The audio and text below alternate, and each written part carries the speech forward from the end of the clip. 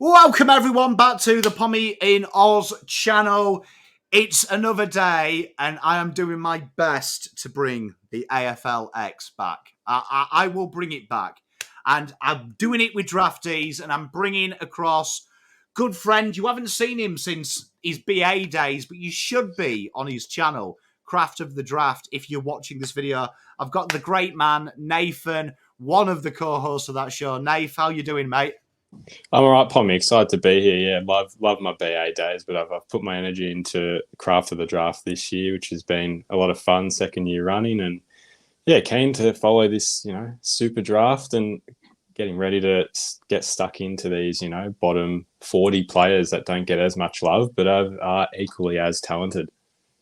Well, I mean, I've been mean to you. You have had probably the harder one. We've got a couple different versions of this coming up with other content creators, but I actually think this is the hardest one because you can't really cheat in this one and copy and paste homework. You're going to have to put some research in. But obviously, you've had a wonderful rise in your YouTube journey, like you had last year. But then this year, we've probably got a very exciting draft class, haven't we? And I don't like the phrase super draft because I think then everyone thinks everyone's Nick Dacos to pick 50. But it has to be said that the top 40 talents, there's quite a few potential 100, 200 gamers, isn't there? Like it. I don't want to put pressure on list managers, but it would be hard to mess this up. Well, look, I think there were a lack of bolters last year as well. So your top 20 was kind of your top 20 for the back 6 months, whereas I feel like this year a lot of players, especially that were touted in that top 20, have dropped a little bit. So now you've got this much bigger range with the blokes that have come up and bolted and a few that have slid down. So that top 30, you can kind of hope that a few boys that were touted quite highly will perform well when they reach a senior level. So I feel like there's a lot of choice, versatility. Like I know it's midfielder heavy, but you've still got good key positions that'll drop even past 20. You know what is fascinating is I always keep my spreadsheet updated every month, and I looked at this and it was quite interesting to match what you said. When I deleted the top 20 players, so for those watching at home, we're not using Cal Toomey's top 20. They are deleted. They don't exist. They've gone into some kind of weird island, right? They don't exist. We're using Cal Toomey because he is the GOAT, so I figured that was a fair medium. But I did look at the guys left, and I did see like 6 or 7 names that were heavily talked about this time last year. So it does show how quickly it can change. Like there is some players here that were touted as guys who could bolt up the draft that kind of been forgotten about, don't have the love anymore. Yeah, well, for sure. I mean, my aim in this draft is to look at those blokes, especially towards like that 35 to 60 range. I think there's a lot of, not undiscovered talent, but definitely a lot of athletic traits and players that you can kind of get a bit of a bargain on down the bottom end of the draft. Yeah, mate, I'm with you. Well, I mean, we've got the snake draft, which you guys liked last week. You gave me some feedback that you enjoyed it. Yeah, some people claiming I rigged it, which you can see this is a randomizer wheel. I'm clever. I can't rig it though, right? I was like, but we'll do it. So this will allocate our snake order. So pick one. Oh, as if I've won it. Okay. Look, what more can you want me to do, chat? Like, I can't do much more than that. Like, Jesus. Like, but the first round is gonna be. Ideally, I'd like to get Rooks out of the way. I'm gonna be honest. Like, Rooks were like last time. Okay, so we're gonna get our first midfielder, right? So our first midfielder. So pick one. Pom on the clock. Oh dear. Right. Okay. So who do I like? You know what? This is going to be a controversial call, but I want to give him a little bit of love. But I did it last time. I'm obsessed with NGAs. I am going to bring in Sammy Marshall. I think a lot of people have been talking about Sam, just as not, obviously with Levi, he gets the kudos, he gets the love. But I think academy players, you can't argue with these types of players. They have been basically professional footballers from the age of like 14, 15. he's been very, very, very, very solid for Sandy Dragons. And I think the big thing about him is he's going to come into my team not as the superstar, as the accessory. And Sammy Marshall, welcome to Team Pom. Yeah, he's good, isn't he? Like, even at Allies level, he just racks up those touches and you don't even notice. But then at the end, he's had 27 and a very productive day out. Yeah, I like them types of players. Like, I always find it fun. I always like Sandy because they're so good as well, as you'll attest. You can always get some bargains, can't you? Because everyone's watching one player at Sandy, but there's like 8 players who are killing it. And I always think Sandy are like that bargain basement club that there's one superstar, but there's probably 4 or 5 guys you could get some bargains from. Oh, 100%. Yeah, like, I should give context. I worked at the club in the Will Ashcroft year and Harry Sheasel year, and it's quite fascinating the way they work because everyone has a chance of getting drafted. Like, if you're in that starting 22 come the back end of the year, you're there because you're given a shot. And I reckon every player on that team on grand final day was attracting some interest at the very least. That's how, high level performance that club is. And it's unbelievable, how they've done it 3 years in a row as well. We probably should give some context as well that Carlton have had a habitual habit of rookieing and taking Sandy Dragon's boys a little bit late. So we could be biased as well. But Mr. Nathan, your first pick, and we need a midfielder. Yeah, so my first pick, I'm going to go with Cooper Hines from the Dandenong Stingrays, big country. And I think he suits the AFLX type of game really well because I think the dig on him he's been unable to do it for 4 quarters. He's got really raw power, good speed, and when he runs inside 50, he's a goal sneak. It feels like he's kicking the same type of goal every time around his body, just pounces on the loose ball really well. And if he's not getting involved all the time in AFLX type environment, the ball's always moving, can use that aerobic endurance to keep him running and get his hands on the footy, hit the scoreboard, a really offensive player. So have loved what he's done all year for the Stingrays and, worked really well in tandem with Harvey Langford throughout the year. Mate, I think you've nailed it. And I've been describing in my draft, I know that Harvey Langford's getting all the love, but I described Cooper in my recent ratings as I think he is Harvey without branding. Like, that's how I've described him. Like, everyone was talking about Harvey potentially being a top 3. I was like, if I had that pick and I was keen on Harvey, Cooper's faster. And that's the one knock on Harvey. I think the things that Harvey's got that Cooper hasn't, I'd back myself to teach. But I always say this, you can't teach speed and it's quite hard to teach endurance. They're kind of inherent. You can't make someone taller. You can't make someone change them physical traits, where I think Cooper's got a lot of upside. And I like that pick. You've got the sexy pick there. Well, pick 3, I'm going in terms of a rough and tough player. I've been big on this guy from the middle of last year, and he's rocketed up in the back end of the year, Ollie Hannaford. Put him in the midfield, and he's a bit of a utility. You can chuck him anywhere you'd like. He's played off half-back. He's played in the forward line where he kicked 6 goals in one game in the back end and 5 in another. He's just had an elite back into the year. His pressure is second to none, and I'll always back him that he applies the best pressure in the whole of the draft in terms of across 4 quarters. The disposals don't necessarily reflect his dominance with ball in hand, but it's those off-ball efforts that I think would be so valuable at any club that he does end up at. I mean, people have had him as high as 30. I reckon he's sitting around the 40 range, but in an AFLX environment, continual pressure, smaller field, that bloke is going to get his hands all over it, and you can play him anywhere as well as a little added bonus. Okay, so, I mean, you've got your forward there, haven't you? Is that where you're putting him, the forward line? No, I'm chucking him in mid. I want him in the midfield. So we've gone the mids. You've got Oliver Hannaford. I like that pick, though, because he's someone that, I like what you say, and he's a little endurance bunny, isn't he? Like, he's that type of guy that, bit like Lockie Fogarty, understated, but he's that example setter, that kind of guy that when you're a fan, he's probably a fan favourite, isn't he? Like, I think like Lockie Fogarty, no one at Richmond would say Fogarty's any good, but you speak to Carlton fans, we appreciate how hard he works, and Oliver's that type of player, isn't he?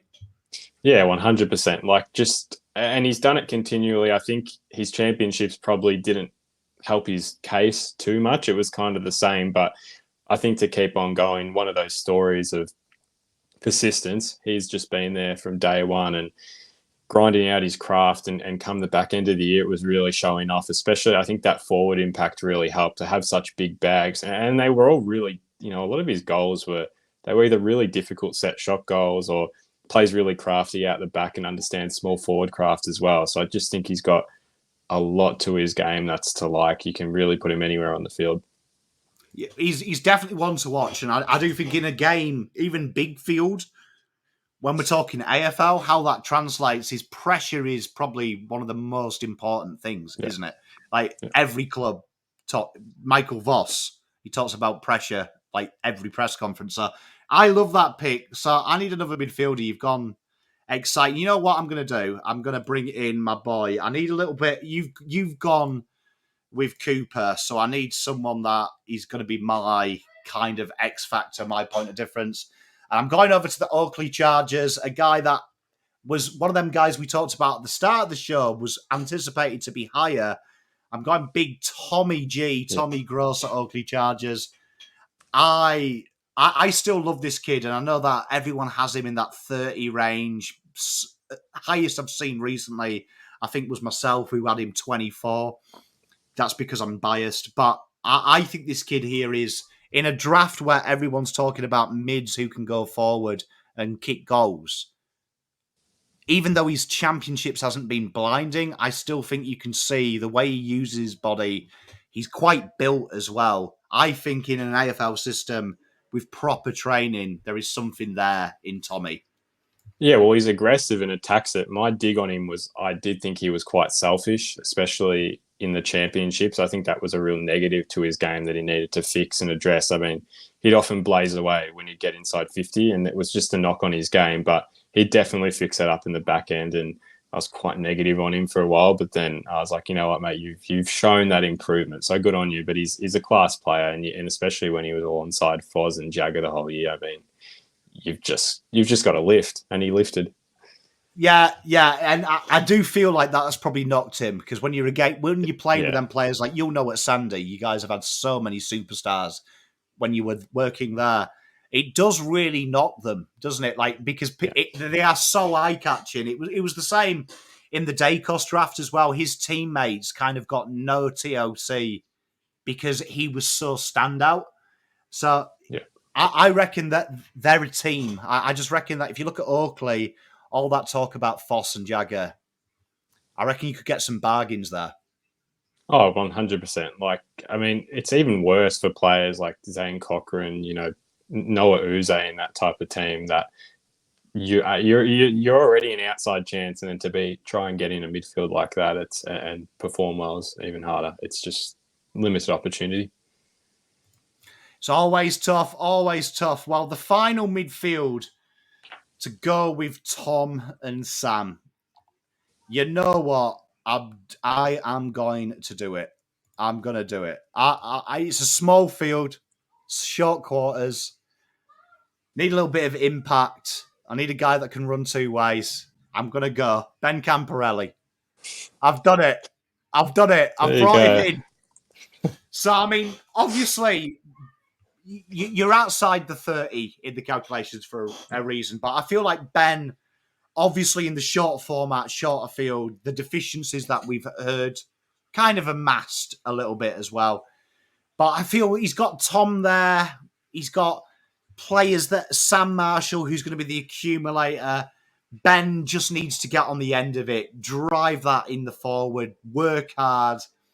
I like his little commitment as well. He's a chunterer on the ground, isn't he, Nath? He likes to let his teammates know where he wants the ball, where they've gone wrong.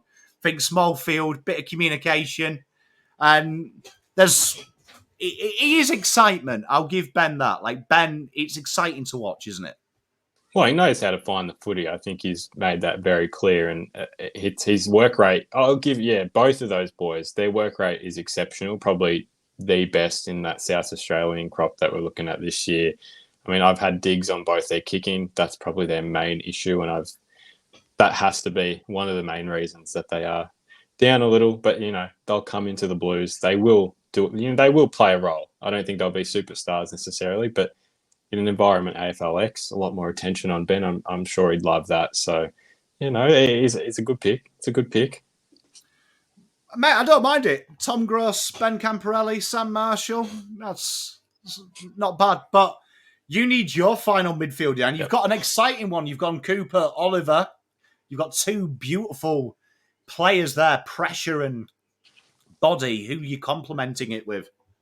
Well, I'm adding a bit of class. I want a bit more height. I'm looking at Jack Hour from the GWV Rebels, one of Ollie's teammates, 193 centimetres, I think, as of the last time his height was recorded. But he played a lot of his time outside to begin the year on the wing and then moved inside as an on-baller and showed a lot of proficiency in that area as well. He's a very clean ball user, a nice kick with his entry inside 50. I guess the knock on his game has been his contested ball winning at times. He's not as much a contested ball winner as he is on the outside with his run and carry, but I think he offers some great height, some flexibility to move up and down the ground, runs two ways really well. And yeah, he's been talked about all year. I don't think he's really pushed his case to rise up as much as people thought, but he's definitely still there or thereabouts around the 30 to 40 mark.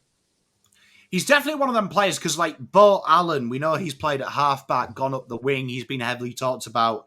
And it's quite interesting when you read the Bo Allen raps and coming from WA and you watch him play, people are saying, potentially the modern day big-bodied winger, which we know, Blake Acres, like being quite tall. It's a niche environment. It does seem to be like the new modus of all AFL list managers.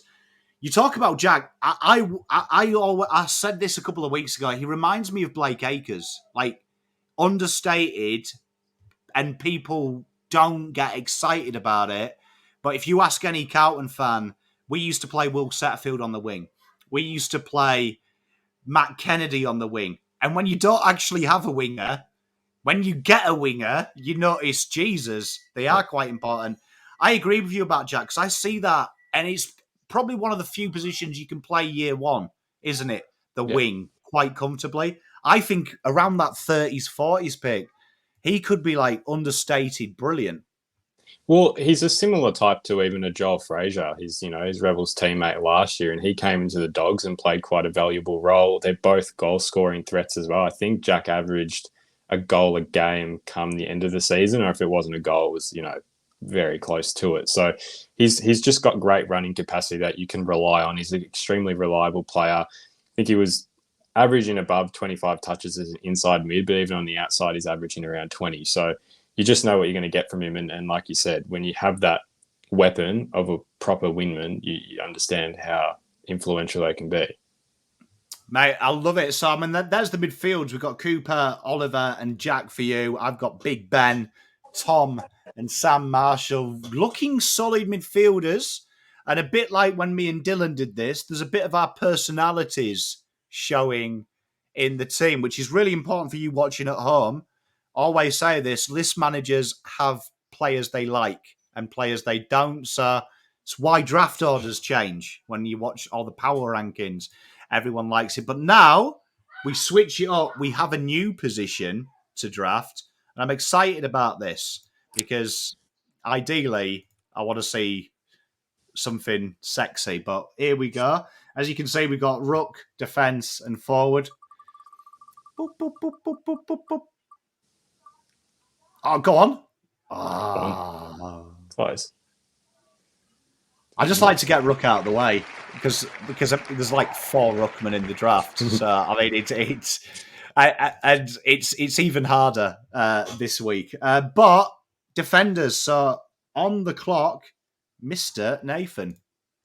My first defender, I'm going to go with. Oh, it's a tough choice. But for more representation, I'll go Lachyjack from the Geelong Falcons, and he's one that's risen up the ranks quite a lot from the start of the year.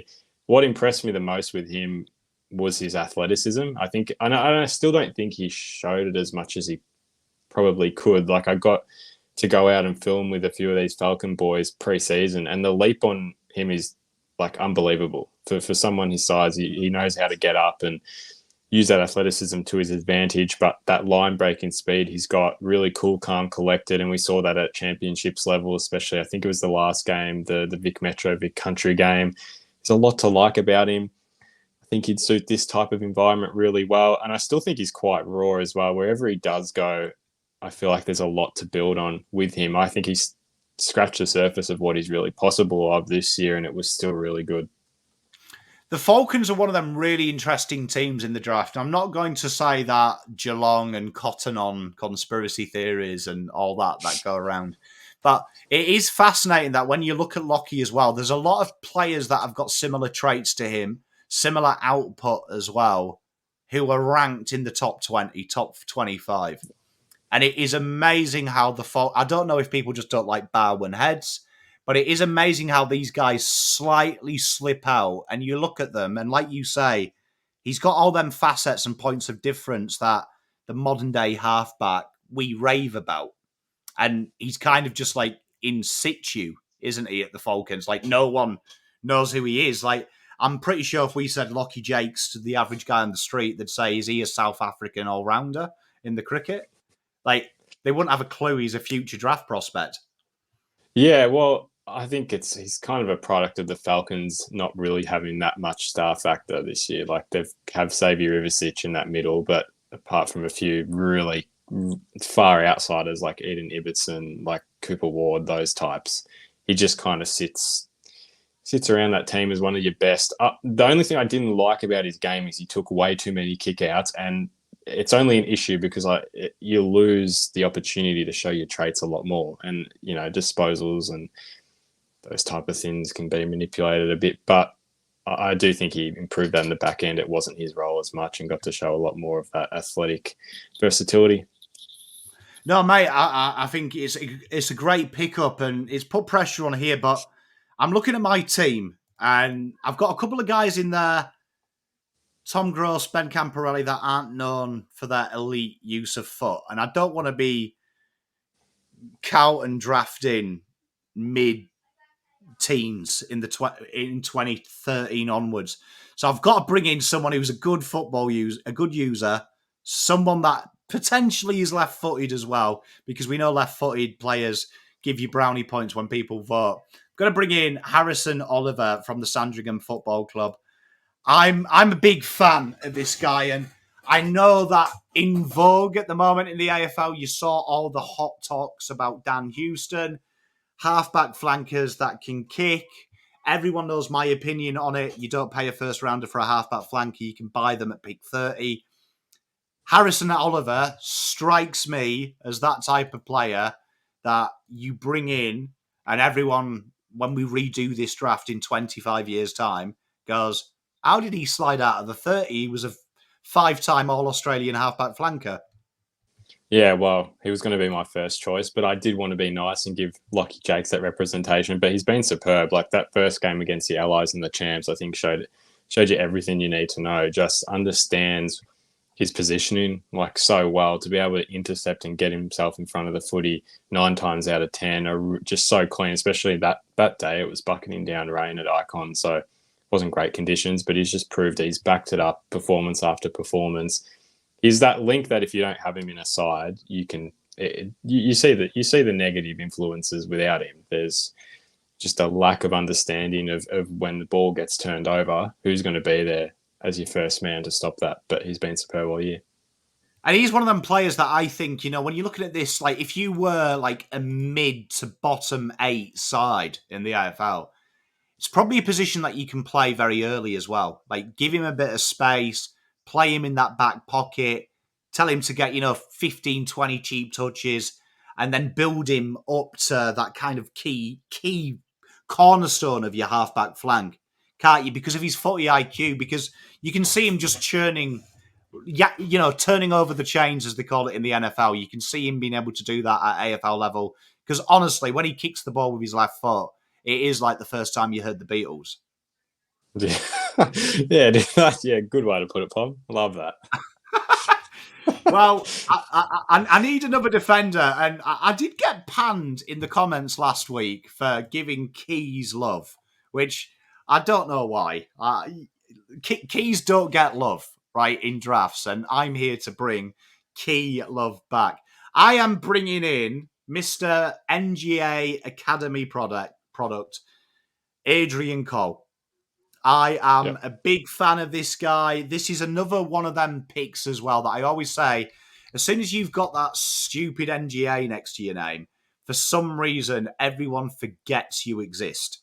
And I just think you look at the dimensions of this guy.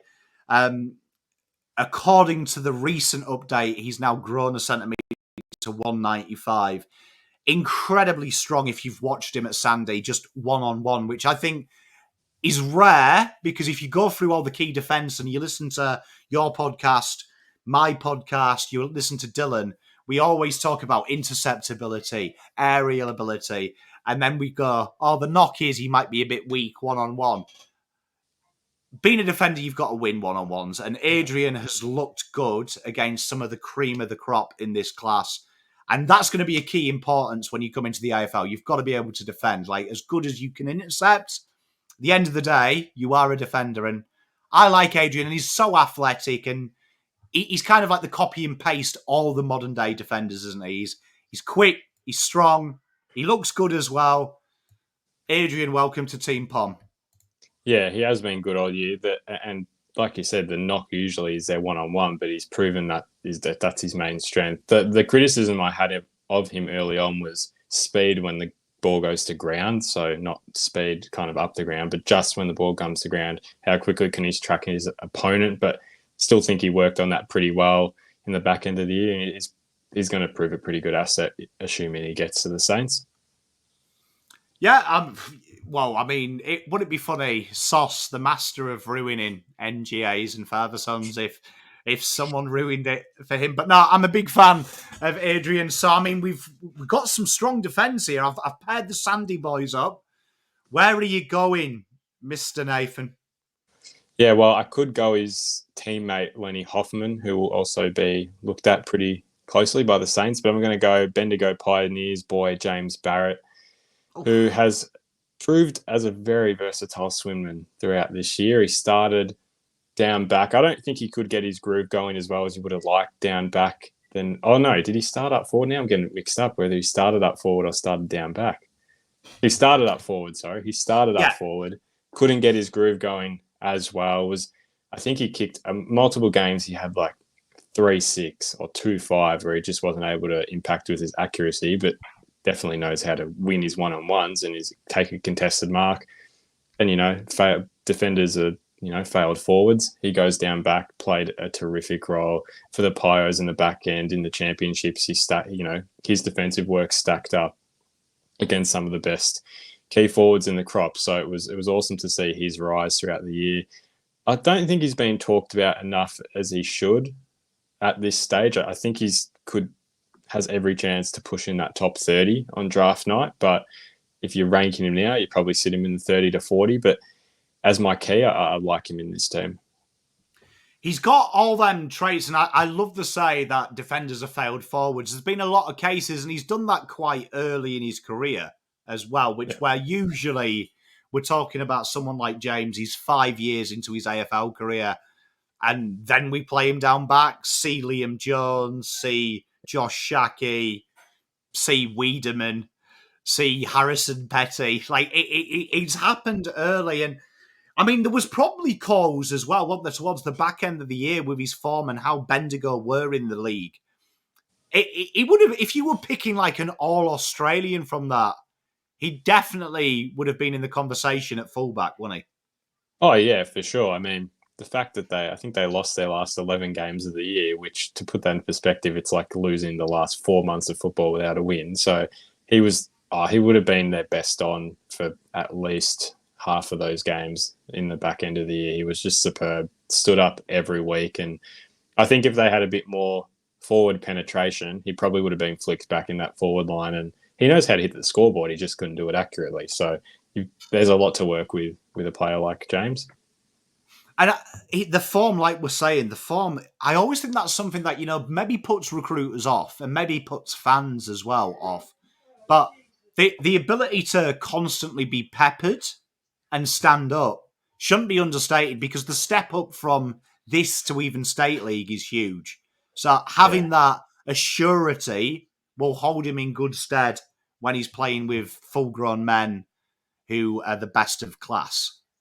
Yeah, 100% for sure. And he's lucky in the sense he got to work on a key forward in Job Shanahan at training every week. So to have that type of experience, not many get that. Mate, big fan. Good. Tell you what, 2 good backlines there. Lockie and James, Adrian and Harrison. There's some.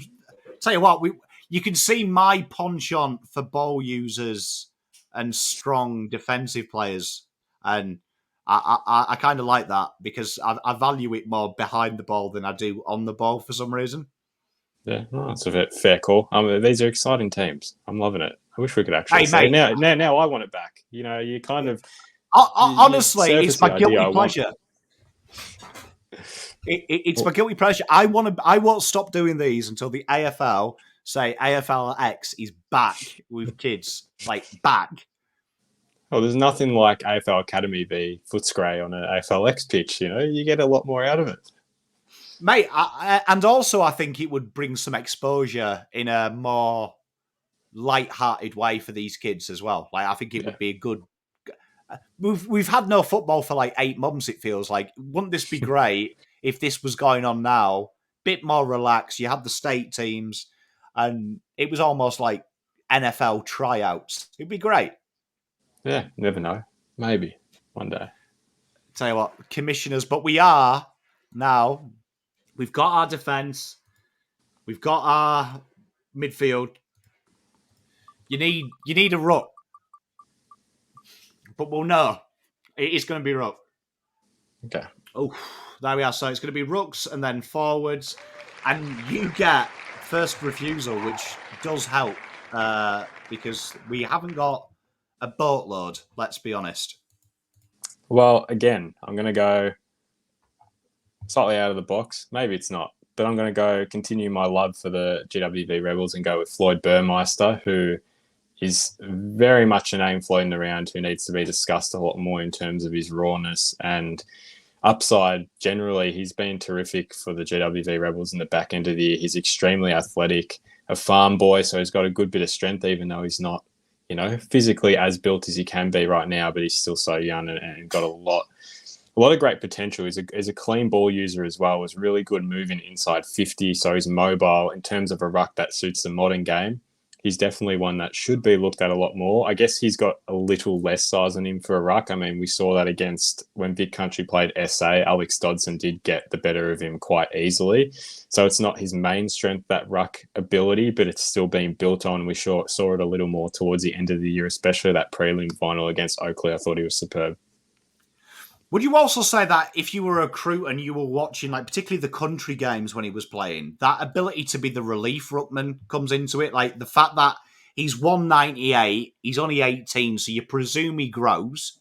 So he's probably going to oscillate around the 200 centimetre mark at AFL level. He's more a forward than he is ruck. That modern day system right now seems to be 2 mobile ruckmen when teams play it. It kind of appeals to them that they'll look at that and go, decent aerially, decent bit of mobility, the option to go ruck. It's a bit versatile. It's a safer pick than, say, if you've got pick 50, 60, picking a key forward, doubling up and going, well, we could maybe make him a ruckman. We could also make him a forward.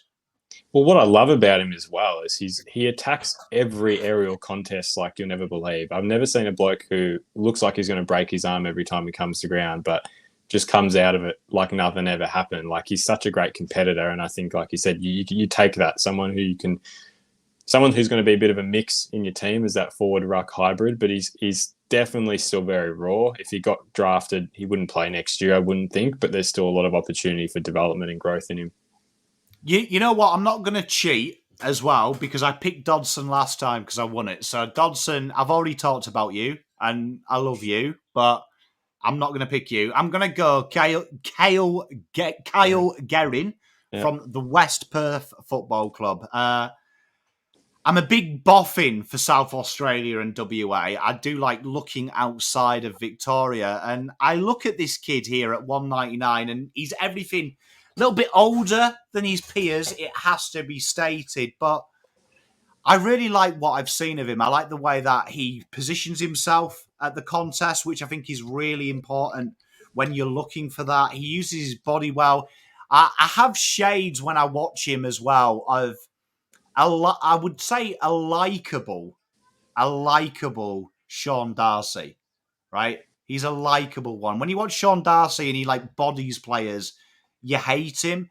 But the way that he does it in such a way that he's more in tune with professional football. But one thing that surprises me is how he uses the ball. Like for a ruckman, if you watch this kid play, he uses it pretty well for his size. Like, it's deceptive. And I think that is a real key ingredient. Usually rucks who are imposing use the ball like they've got no arms and legs. This guy can actually play football. So I think this is a really intriguing prospect for someone who is looking for a ruckman, but could also quite easily play in the forward half of the ground to start his career. Yeah, well, that game against SA that WA played where he kicked 4 goals, he was exceptional. He's one that I wish I'd seen a little more of towards the back end of the year, and one that I got a lot of criticism for on the top 60 that didn't have him in. I do think he's better than what I suggestively have him as, but just hadn't seen as much of him at the waffle level. But for that height, you know that you've got someone you can work with there. And from what I have seen, he was pretty good and showed a lot of upside. Mate, look, only ask Carlton fans. We had Alex Murkoff, and if you ever watch Alex Murkoff kick, sometimes I used to watch Murkoff kick and go, how am I not a footballer? But like he actually uses the ball incredibly well. So I think that's a point of difference. And I think where we're talking about picks at the moment, you're looking for talent of what their skills are and backing to add other skills. And I think he's one not talked about. I know Dodson gets the love. I just feel like if I was a recruiter, I'd be like, I can probably use a pick in the 20s on someone else and get this guy who has got the points of difference. I can teach him the rest. Yeah, no, totally agree. It's a good choice. It's a good choice, and they'd be a good battle, Burmeister and Guerin. Hey, it would be, and you know what? You've got to give the interstate clubs love. There's no Vic Bias on this show, but talking about Vic Bias, we're now on forwards, and I need someone that is going to get me off my seat. Who's going to make me excited. I'm going with Jesse Detolli at Northern Knights. I keep looking at this, and I've got him quite high up compared to some others. And I am of the school that I am shocked we don't see more small forwards in the top 10 of drafts, when every trade period they go for ridiculous values and everyone's like, we need small forwards. No one ever looks at small forwards. I look at him and I just feel like, I know Berry's getting all the love, but I look at Jesse, and especially at Northern Knights, he works hard defensively as well. He creates leading patterns. And when you watch him as well, how he creates that space in behind, him working with Tom Sims, I would just look at that as a recruiter and go, tell you what, if he can do that for us, we're in for a treat. And I like Big Jesse.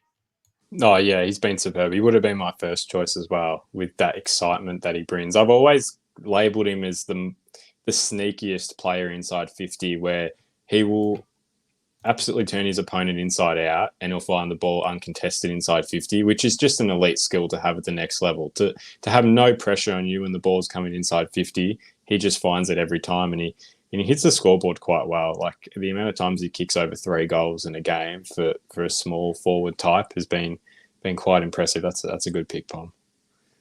I like that. Do you know what I mean? Look, I'm just looking at my midfield and I'm like, Tom Gross, Ben Camporelli, that ball could go anywhere. Jesse's a genius, though, so he can make it. He's going to cover. He's going to be like Matt Owies for Carlton. He's going to make a rubbish entry look adequate. Yeah, no, that's good. Yeah, decent call.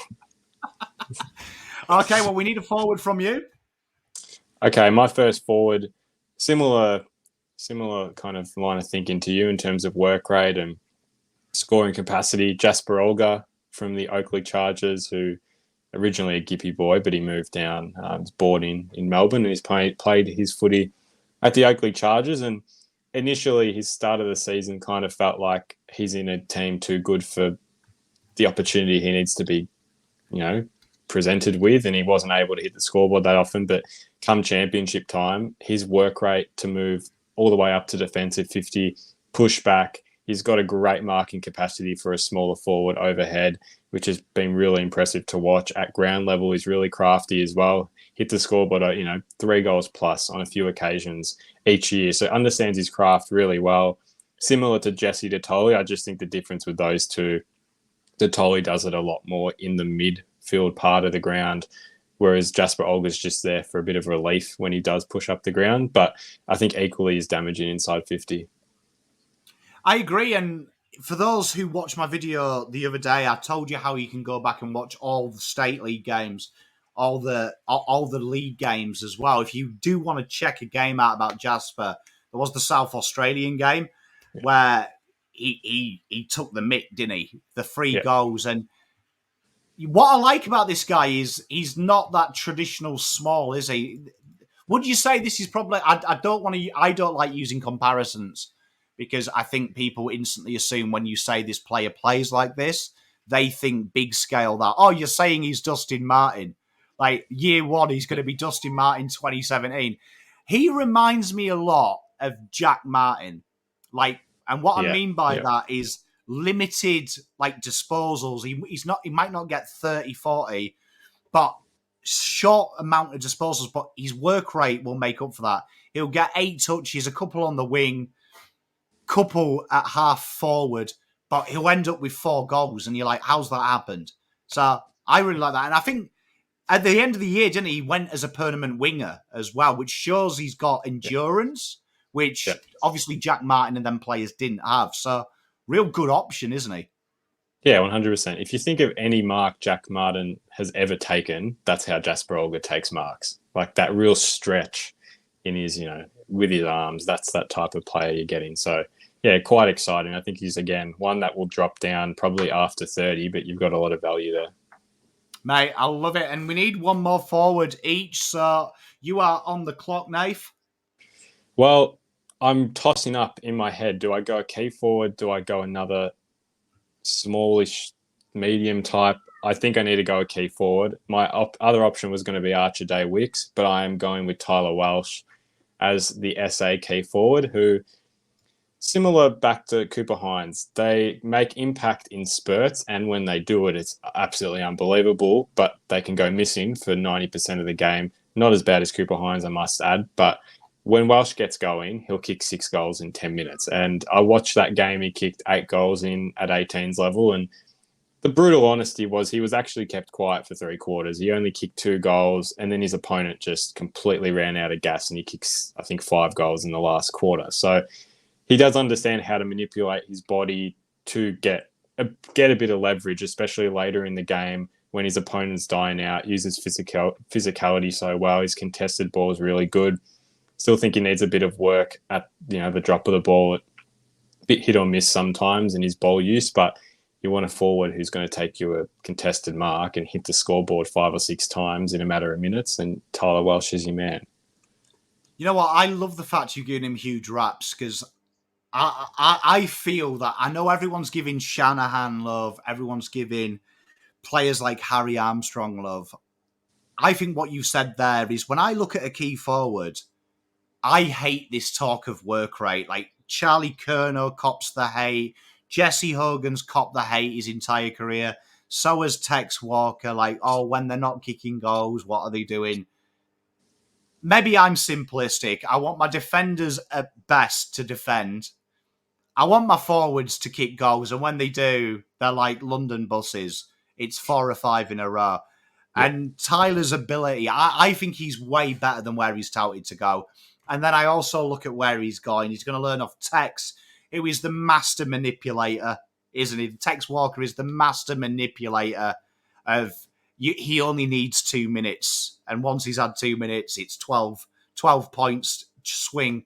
I'm a big fan of him. I think he's got everything, and I think he's got that hunger. And I agree with you. Yes, he goes AWOL sometimes, but I think he's got the killer instinct, and I think you can teach him the work rate. You can teach him the craft. you can't teach killer, and he's got killer. Yeah, he certainly does, and he proved that more times than not this year, I reckon. And I don't know, I still have him at that 40 to 50 rank. I think obviously being father-son, it doesn't really matter where he goes at the end of the day. It's whether someone's going to, put a bid on him. But proved enough that he can match it at the next level. He can 100% match it at the next level. It's just doing it for longer. Mate, I'm a big fan, and I love that pick from you. I think it's a big one. I'm gonna go back to the Northern Knights, to be fair, and I'm gonna go Tommy Sims, the Northern Knights superstar. This guy came late in my love for him, and it was the game. I think it was against your team. The team you've talked about a lot, the Rebels. No, sorry, it wasn't. It was the Western Jets. The Western Jets, where he smashed 5 goals. But I love Jonty Fall. I feel like he's got that kind of that. Tom Sims. I love the fact that he's got that ability to work up the ground, be a link man. I love his one-on-one work, and also his set shot at 199. He's got a real pure set shot. Yeah. Something that I feel like. This is maybe my golf background kicking in, but I think if you've got a biomechanically sound action under pressure, it translates. If there's not many working parts, and watching Tom Sims kick a football at goal, it does feel very mechanical, which means it will stand the test of time. I feel like there's a lot to work with Tom, and we have seen in the history of the AFL, picks outside 30 become very good key forwards, and he's one that him and Jonty, I feel like a neck and neck, pick your poison. But I do like Tom as that traditional big guy. Yeah, 100%. It was that game against WA where you just kind of saw him in a package right there. But he's been pretty good for the Knights all year. Probably didn't finish the year as on much of as at the same level of, I guess, performance he had at the start of the year, but he was still superb and showed the traits. I think that's what was good about him. He kept showing his traits from the start of the year to the end of the year, even if it didn't reflect on the scoreboard or the stat sheet. Yeah, he kind of had the inverse year of Harry Armstrong, didn't he? Where Harry Armstrong came from the heavens, his last 8 weeks. If you ever want to cheat at the draft, Harry Armstrong cheated. Just save your football for when everyone starts switching off from the season and starts Googling players. He had that quiet. But I look at Sims and I just think, if I had key forwards on my list, he's the guy I take here, because I'm like, he's got all the talent in the world. I don't need you to play for 2 or 3 years. Learn off my big guys. He's got some talent. And I think pairing him with Jesse spent his entire junior career making space for Tom to run into in behind. So AFLX, they're pairing up again. Yeah, they are for sure. Been a good duo all year.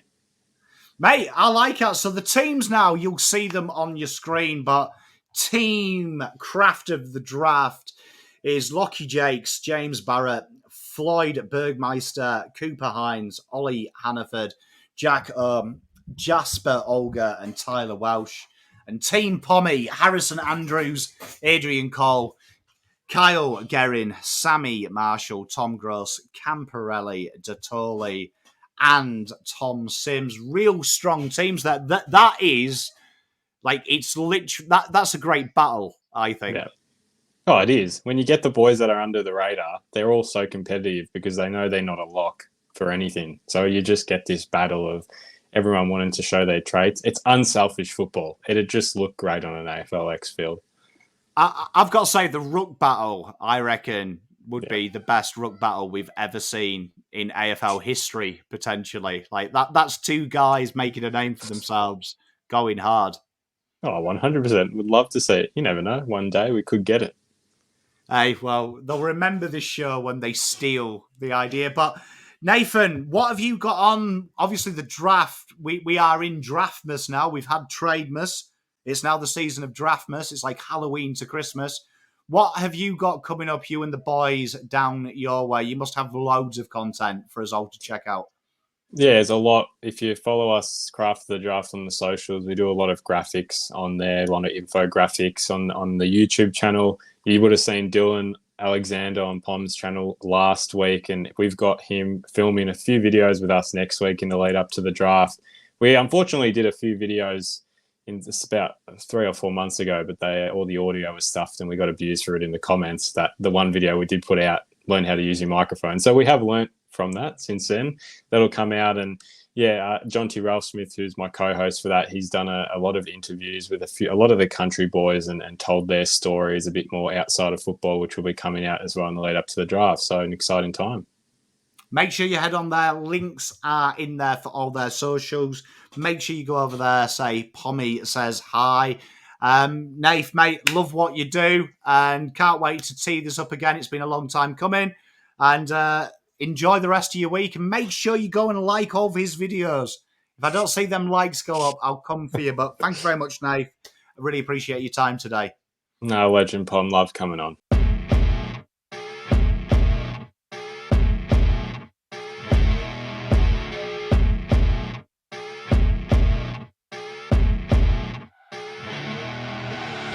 I see her rolling up, Uber black Cadillac, high heel boots and a sexy body full of tats. Baby's bad, oh baby's hella bad.